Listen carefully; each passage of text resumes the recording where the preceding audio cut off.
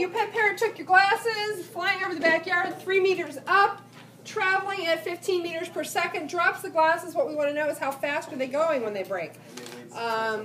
This is very much like, if you think back to Chapter 3, the pelican dropping fish problems, the kicked, flicked, and pushed. We've got something moving forward at some initial speed and dropping, except here, we're not doing this with kinematics, we're doing this with energy, and it's a little bit easier, actually.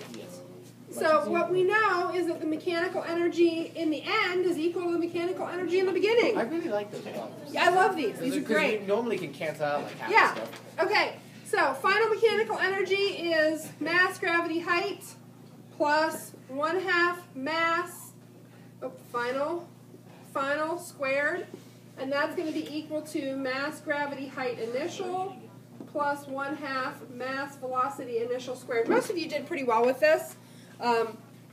One easy thing to do is go through right away and cancel out all the mass. So, now here are a couple other things. What's the final height of these glasses? 0. They crash into the ground. That entire expression goes away. So now what we're left with is 1/2 final velocity squared equals gravity times initial height plus 1/2 initial velocity squared.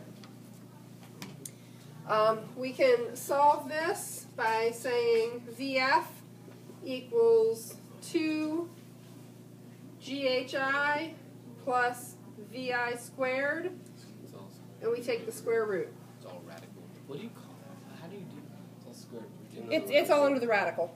So, okay, plugging it in, 2 times 9.81 times 3.00 meters, that's meters per second squared, plus 15.0 meters per second squared, square root thereof. You should get 1600. We get 16.848145 meters per second. Yeah. So 3 sig figs if you canceled out your mass. So 16.8 meters per second is your final velocity. Questions, comments, concerns? Most of you did really well with this. This was pretty straightforward, pretty easy. I can't round. I put 16.9.